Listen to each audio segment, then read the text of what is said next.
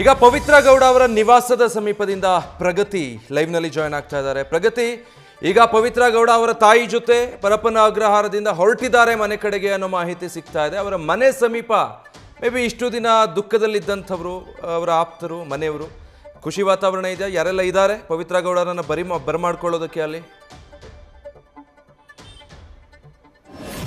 ವಿಜಯ್, ಬರೋಬ್ಬರಿ 6 ತಿಂಗಳ ಬಳಿಕ ಪರಪ್ಪನ ಅಗ್ರಹಾರದಿಂದ ಬಂಧ ಮುಕ್ತರಾಗಿ ಪವಿತ್ರ ಗೌಡ ಅವರು ಈಗ ಮನೆಯತ್ತ ಬರ್ತಾ ಇರುವಂತದ್ದು, ನಿವಾಸದತ್ತ ಬರುವಂತಹ ಸಾಧ್ಯತೆನೇ ಬಹುತೇಕ ಇರುವಂತದ್ದು. ಅವರ ಜೊತೆಗೆ ಅವರ ತಾಯಿ ಕೂಡ ಇದ್ರು. ಸದ್ಯ ನಾನೀಗ ಪವಿತ್ರ ಗೌಡ ಅವರ ನಿವಾಸದಲ್ಲಿ ಇದ್ದೀನಿ. ಯಾವ ರೀತಿಯಾದಂತಹ ಚಿತ್ರಣ ಇದೆ ಅನ್ನೋದನ್ನ ನಿಮ್ಗೆ ದೃಶ್ಯ ಸಮೇತವಾಗಿ ತೋರಿಸ್ತಾ ಹೋಗುವಂತಹ ಪ್ರಯತ್ನವನ್ನ ಮಾಡ್ತೀನಿ. ನಮ್ಮ ಕ್ಯಾಮ್ರಾಮನ್ ಬೈರೇಶ್ ತಿಪ್ಟೂರ್ ಅವರು ಪವಿತ್ರ ಗೌಡ ಅವರ ಮನೆಯನ್ನ ತೋರಿಸುವಂತಹ ಪ್ರಯತ್ನ ಮಾಡ್ತಾರೆ. ಇಲ್ಲಿ ಯಾವ ರೀತಿಯಾದಂತಹ ತಯಾರಿ ಆಗ್ತಾ ಇದೆ ಅನ್ನುವಂಥದ್ದನ್ನ ತೋರಿಸುವಂತಹ ಪ್ರಯತ್ನವನ್ನ ಕೂಡ ಮಾಡ್ತಾ ಹೋಗ್ತಾರೆ. ಸೊ ನಿಮಗೆ ಗೊತ್ತಿರೋ ಹಾಗೆ ಜೂನ್ 20ನೇ ತಾರೀಕಿಗೆ ಪವಿತ್ರ ಗೌಡ ಅವರು ಪರಪ್ಪನ ಅಗ್ರಹಾರದ ಪಾಲಾಗ್ತಾರೆ. ಸುಮಾರು 6 ತಿಂಗಳ ಬಳಿಕ ಈಗ ಬಂಧ ಮುಕ್ತರಾಗಿ ಬರ್ತಾ ಇರುವಂತದ್ದು.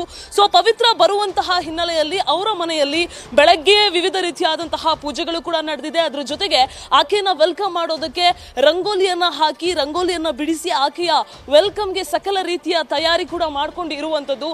ಅವರ ಮನೆಯಲ್ಲೂ ಕೂಡ ಒಂದು ರೀತಿಯ ಸಂಭ್ರಮದ ವಾತಾವರಣ ಮನೆ ಮಾಡಿದೆ. ಯಾಕೆ ಅಂತ ಕೇಳಿದ್ರೆ, ಈ ಒಂದು ರೇಣುಕಾ ಸ್ವಾಮಿ ಕೊಲೆ ಪ್ರಕರಣದಲ್ಲಿ A1 ಆಗಿದ್ದಂತಹ ಪವಿತ್ರ ಗೌಡ ಅವರು ಪರಪ್ಪನ ಅಗ್ರಹಾರ ಸೇರಿ ಬರೋಬ್ಬರಿ 180ಕ್ಕೂ ಅಧಿಕ ದಿನಗಳೇ ಆಗಿ ಹೋಗಿತ್ತು. ನ್ಯೂಸ್ ಫಸ್ಟ್, ನಿರ್ಭೀತಿಯಿಂದ ನಿಮ್ಮ ಪರವಾಗಿ.